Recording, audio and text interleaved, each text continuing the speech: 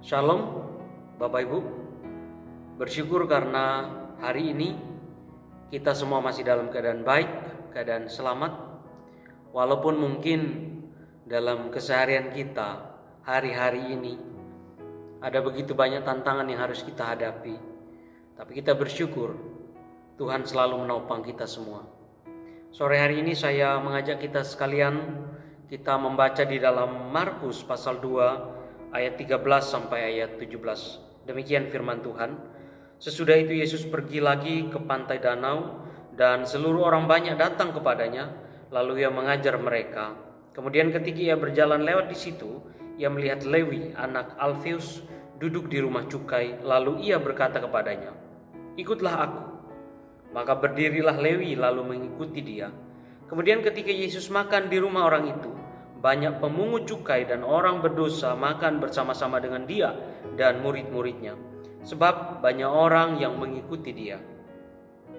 Pada waktu ahli-ahli Taurat dari golongan Farisi melihat bahwa ia makan dengan pemungut cukai dan orang berdosa itu, berkatalah mereka kepada murid-muridnya, "Mengapa ia makan bersama-sama dengan pemungut cukai dan orang berdosa?" Yesus mendengar dan berkata kepada mereka, "Bukan orang sehat yang memerlukan tabib, tetapi orang sakit. Aku datang bukan untuk memanggil orang benar, melainkan orang berdosa." Saudara yang terkasih dalam Tuhan kita Yesus Kristus, Lewi dicatat di dalam Markus pasal yang kedua ini sebagai orang yang sama yang bernama Matius, yang dicatat di dalam Matius pasal 9 ayat 9 sampai dengan 13, di mana sebelum menjadi seorang pengikut Kristus, dia adalah seorang petugas pajak atau pemungut cukai, yang kemudian setelah ia bertemu dengan Yesus dan juga setelah peristiwa kebangkitan Yesus, maka Lewi atau Matius itu menjadi orang yang berapi-api di dalam melayani Tuhan. Dia menuliskan sebuah tulisan atau surat yang kemudian kita kenal dengan Injil Matius.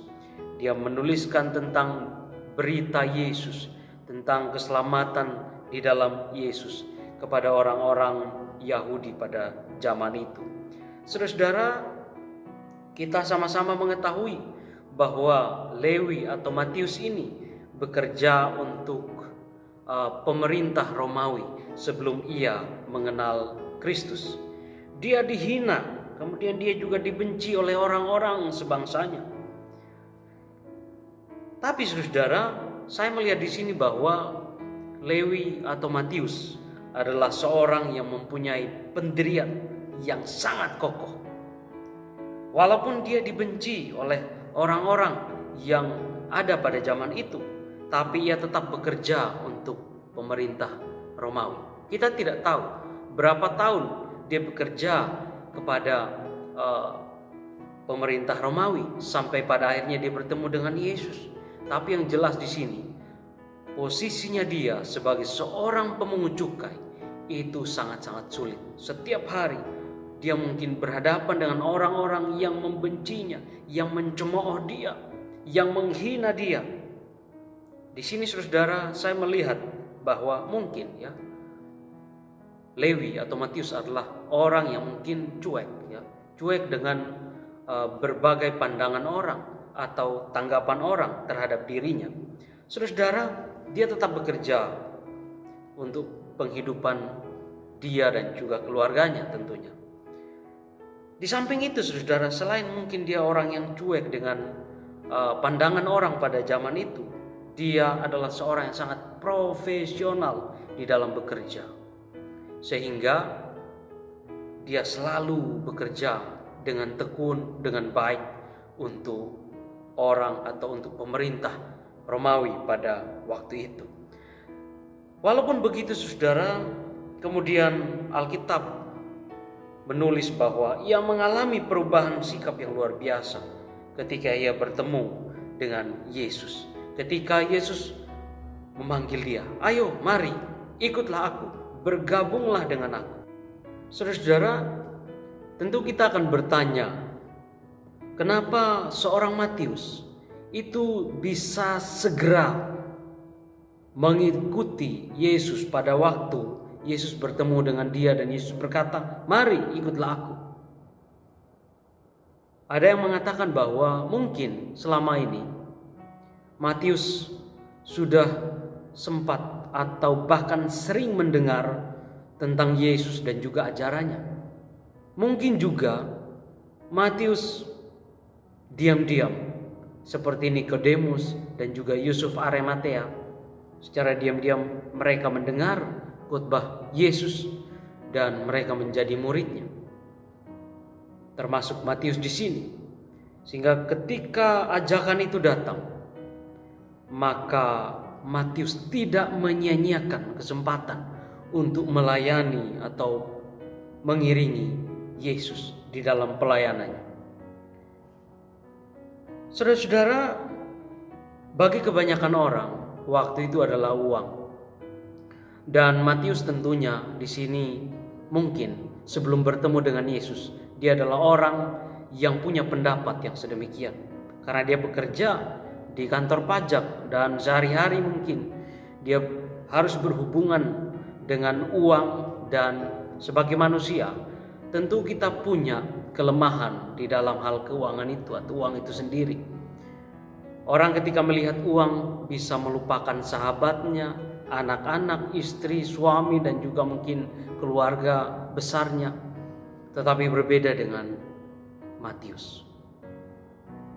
Dia melihat bahwa ada sebuah kesempatan besar yang tidak boleh dia sia-siakan, yakni ketika Yesus datang dan mengajak dia, "Mari, ikutlah aku."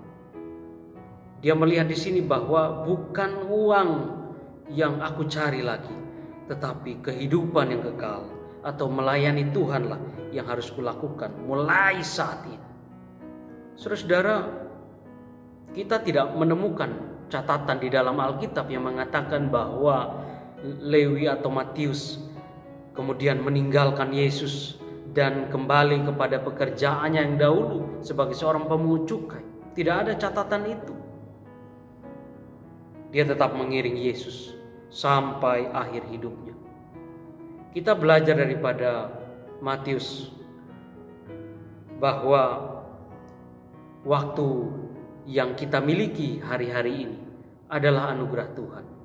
Mari kita gunakan sebaik-baiknya untuk melayani Dia. Apapun pekerjaan kita, apapun tanggung jawab kita, mari kita lakukan sebaik-baiknya seperti untuk Tuhan. Saudara-saudara, ketika Matius bertemu dengan Yesus, ada sebuah sukacita yang besar. Sehingga kemudian dia mengajak atau mengundang Yesus datang ke rumahnya. Bahkan Matius juga mengundang teman-temannya yang seprofesi dengan dia pada waktu itu sebagai pemungut cukai.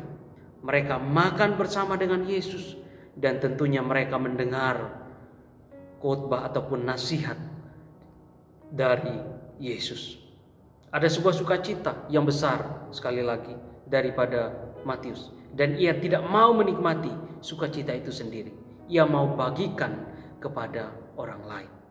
Saudara-saudara, Matius sangat antusias ketika Yesus bertemu dengan dia. Dan Yesus mengajak untuk bergabung bersama dengan Yesus di dalam pelayanannya. Kiranya kita sebagai anak-anak Tuhan yang telah mengalami kasih Tuhan yang banyak dalam kehidupan kita juga punya antusias yang besar ketika kita diberikan sebuah tanggung jawab. Mungkin di gereja, di keluarga, di tempat kerja dan sebagainya. Mari kita kerjakan dengan sebaik-baiknya. Tentunya semua demi kemuliaan nama Tuhan. Dan kemudian yang berikutnya lagi adalah bahwa kita belajar daripada Lewi untuk tidak malu-malu di dalam memperkenalkan Tuhan kepada sesama-sesama kita. Karena Tuhan yang kita sembah, Tuhan yang telah datang ke dalam dunia untuk menyelamatkan kita, adalah Tuhan yang tidak memandang muka. Ia mau menyelamatkan semua orang. Ia bahkan mau menerima semua orang dari segala kalangan. Tuhan tidak memandang muka. Kiranya firman Tuhan pada kesempatan sore hari ini memberkati kita sekalian. Amin.